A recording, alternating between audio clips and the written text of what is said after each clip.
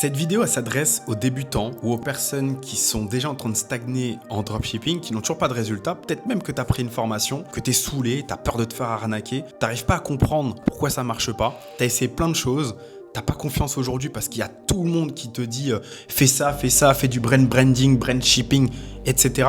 Et tu sais plus qui croire.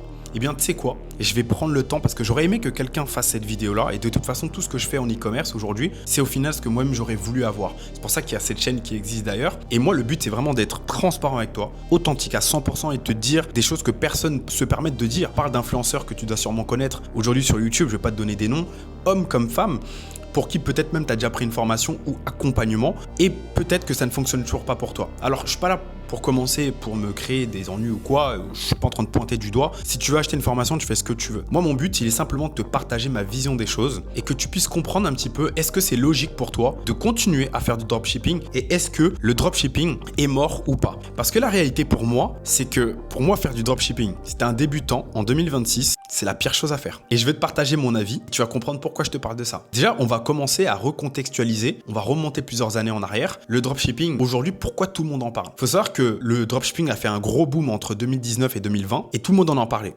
Et la plupart des gens en entendent parler parce que justement, tu as peut-être pris une formation, tu en as entendu par un influenceur, on va pas donner les noms, hein, on les connaît très bien sur le marché français, hommes comme femmes, et c'est très bien ce qu'ils font. Ce sont des personnes qui sont vraiment au top, rien à dire sur les personnages. Il y a une réalité qu'ils ne peuvent pas vous dire parce que forcément, ils vendent une formation et c'est ok, je pense que j'aurais été pareil et ils ne peuvent pas le dire, c'est comme ça, c'est que eux, avant de faire de l'argent avec leur formation, et il n'y a pas de problème avec ça encore une fois, la vérité c'est qu'ils faisaient de l'argent avec leur propre business, donc ça fonctionnait super bien.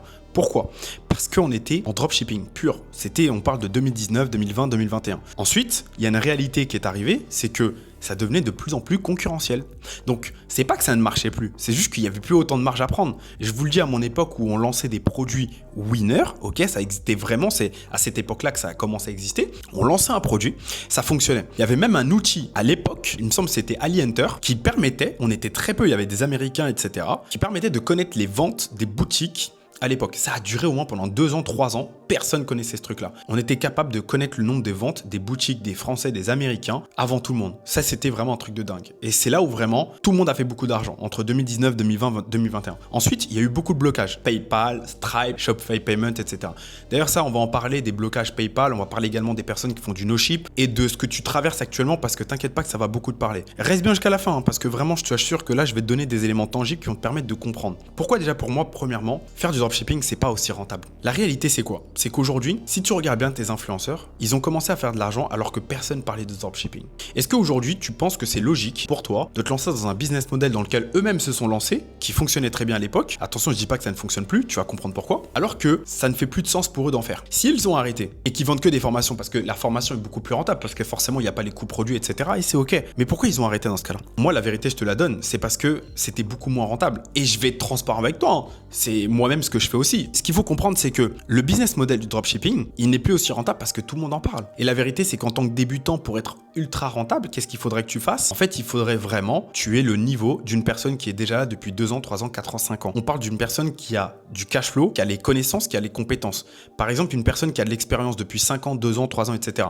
Si une personne se fait bloquer son compte Stripe, elle a des solutions pour ça. Toi, tu vas faire comment? T'en as pas. Et certains ont même pas de solution et c'est pour ça qu'ils essayent d'acheter des comptes Stripe. Peut-être même qu'on t'a contacté pour acheter ton compte Stripe. Donc là, tu es en train de bâtir ton avenir sur un business model qui est même pas stable, où ton compte Stripe, donc ton processeur de paiement peut se faire bannir. Alors là, je vois les pros dropshipping qui vont dire ouais, mais non, mais t'inquiète, il y a des PSP, il y a plein d'autres processeurs de paiement. Alors ouais, là encore une fois, on parle de personnes qui ont déjà d'expérience qui vont te dire ça. Et même moi, je peux te le dire, t'inquiète pas. Mais la vérité, c'est quoi? C'est que les gens qui sont en PSP, la plupart du temps, ils sont tellement borderline qu'il y a rien, il y a aucune limite, il y a aucune personne qui peut leur dire ce qu'ils font est bien ou pas. Ils peuvent faire du no-ship facilement. Certains le font.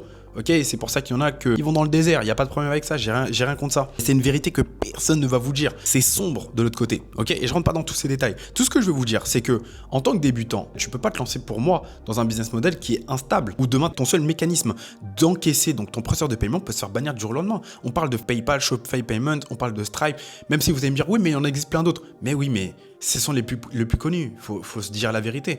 Donc si ton propre processeur de paiement peut se faire bannir du jour au lendemain, c'est pas stable. Les coûts publicitaires sont sont 10 fois plus chers. C'est pas normal. Les coûts produits sont 10 fois plus chers parce que forcément, tu peux pas commander le stock directement, donc c'est pas logique. Donc pourquoi vous voulez faire quelque chose au final où tout le monde peut vous copier votre produit du jour au lendemain avec des outils payants comme AdSpy, Minea, Copify, vous pouvez créer des boutiques vite fait. Pourquoi vous voulez concurrencer tout ça? Est-ce que c'est pas plus logique aujourd'hui de se lancer dans un modèle dont personne ne parle? Parce qu'au final, c'est exactement ce qu'on a fait. On s'est lancé dans un modèle dont personne ne parlait au début. Et c'est comme ça que ça a fonctionné, que ce soit pour moi ou même tous ces influenceurs. C'est comme ça que derrière, ensuite, ils ont créé leur chaîne YouTube, ils ont fait du lifestyle, etc. Et c'est ok, après ils ont vendu leur formation et on parle pas de ça, c'est pas le sujet. Mais est-ce que c'est pas plus logique de se lancer en tant que débutant dans un modèle dont personne ne parle? Et c'est exactement ce qu'il faut faire. Et le problème, c'est pas que t'es nul, t'es pas compétent, c'est simplement que tu ne te lances pas dans le bon modèle en fait. Tu te lances toujours dans des modèles qui sont complètement dépassés. Donc forcément, t'es en concurrence directe contre des personnes qui ont de l'expérience. Est-ce que le dropshipping est mort? Parce qu'on va répondre à cette question. Pour moi, il est mort, mais ça veut pas dire que tu peux pas gagner d'argent. Il est mort dans le sens où c'est plus aussi rentable que ça ne le devrait. Et quand tu te lances dans un business, c'est pour de la rentabilité. Oui, tu peux réussir en dropshipping si tu développes 2 ans, 3 ans d'expérience. C'est-à-dire que vraiment, tu te donnes les moyens d'investir quasiment 10 000 €, faut se dire, entre toutes les formations, tous les coachs que tu vas te prendre sur le marché pour développer toutes les compétences en connaissant ton BE, donc ton break-even, le ROS, comment maîtriser tout ça, ton CAC, bref, connaître toutes les métriques, savoir lire tes métriques, connaître ton avatar client, savoir faire des créatives, etc.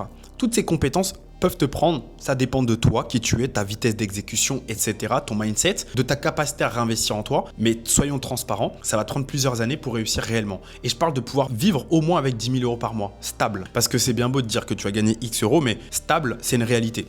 Alors tous ceux qui vont vous dire, oui, mais le dropshipping, ça marche plus trop, il faut faire du branding. Bon, moi je suis pas là encore une fois pour tirer sur les gens. Je vais juste donner une vérité, c'est que dans tous les cas, ces gens-là, ce qu'ils vont pas vous dire, c'est qu'encore une fois, ce qu'il faut faire, c'est faire du dropshipping avant de commander ton stock. Donc ça revient à la même chose. Et tu peux te faire copier très rapidement et tout le monde le sait. Avec l'IA, tu vas te faire copier ta boutique en 2 minutes. T'inquiète pas, c'est ce qu'ils font aujourd'hui avec leur SaaS. Ils gagnent beaucoup d'argent avec leur SaaS et il n'y a pas de mal à ça et c'est super pour eux. Mais la vérité, c'est quoi? C'est que toi, tu es encore toujours dans cette rat race. Alors qu'en vrai, si tu veux vraiment réussir, tout ce que tu as besoin de faire, c'est faire différemment. Et c'est là où on veut en venir par rapport à ce que je fais, etc.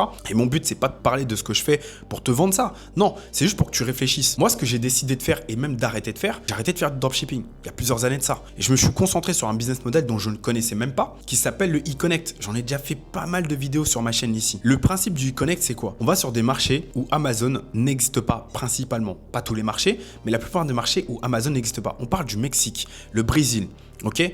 On parle de l'Argentine, on parle de l'Afrique. Et il y en a plein des pays. On parle du Japon, on parle également de l'Inde.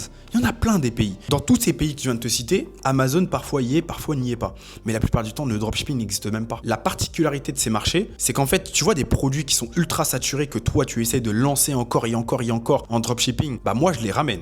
Quand je dis moi, c'est ainsi que mes élèves, on prend ces produits-là, on les ramène sur des marchés, comme je viens de te les citer, où le client il va payer uniquement au moment de la livraison. La livraison, elle se fait en 24-48 heures. On prend de grosses marges parce que le produit, on le commande directement au niveau de l'usine. Donc, on n'a pas justement d'intermédiaire comme toi en dropshipping où tu vas avoir par exemple ton agent qui va te dire ça c'est 15 €. Non, c'est pas 15 €. La vérité, tu sais quoi, je vais te la citer ici et je pense que ça va vraiment pas plaire à pas mal d'entre vous. C'est que tu vois un produit comme ça. Sur AliExpress, il va coûter quoi? Allez, 15 €. Sur Alibaba, il va coûter quoi? 7 $. Et tu sais à combien il coûte réellement? Sur Taobao, ok, ou 16,88, appelle ça comme tu veux.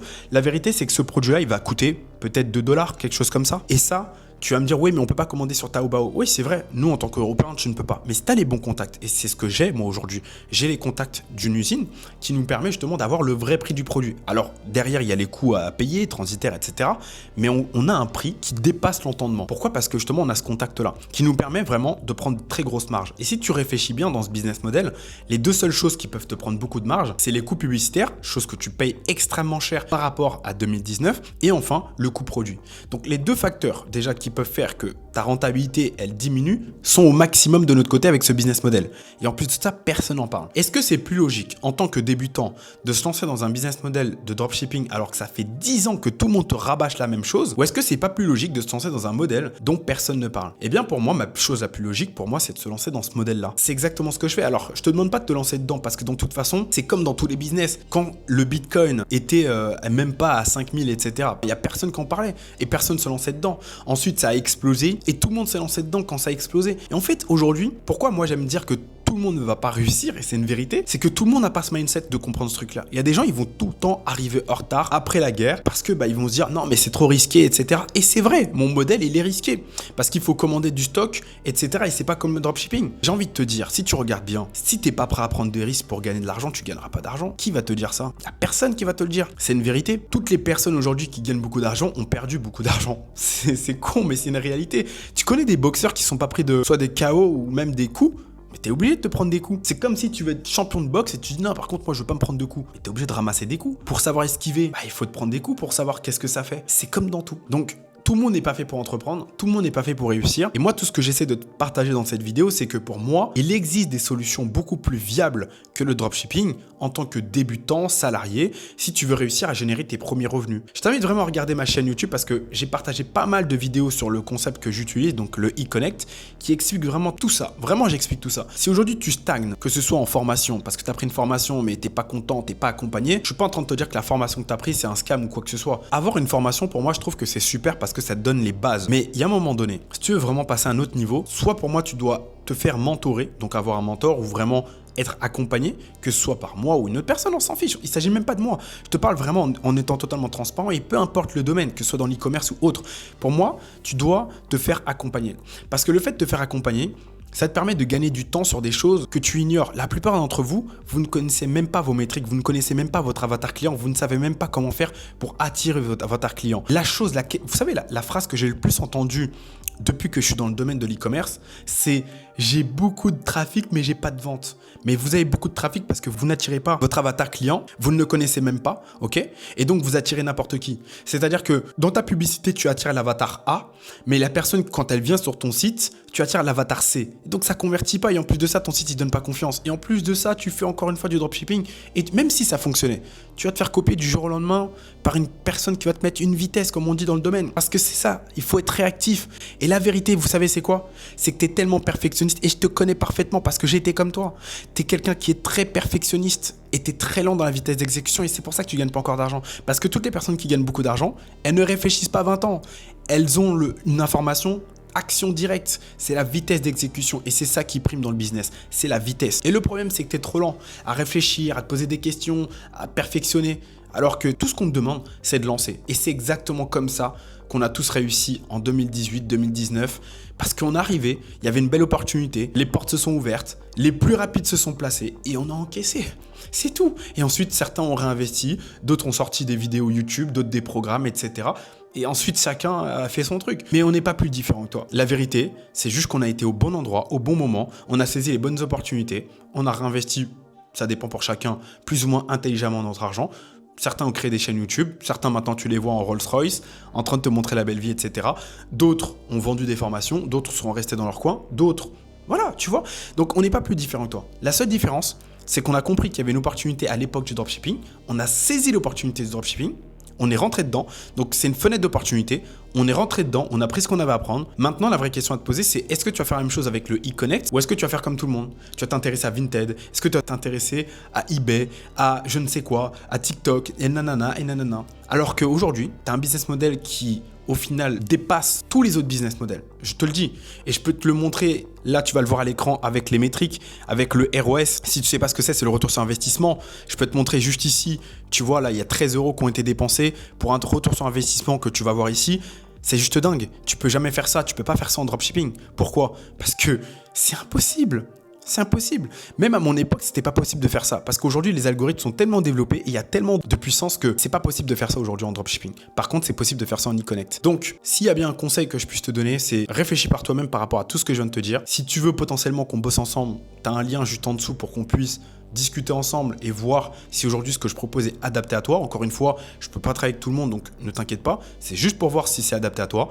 Si ça t'intéresse, tu cliques sur le lien. Sinon, regarde mes autres vidéos YouTube pour comprendre un peu mieux qui je suis, les résultats que j'ai pu déjà apporter à des débutants comme toi qui étaient salariés. Et puis nous, on se retrouve sinon dans une prochaine vidéo.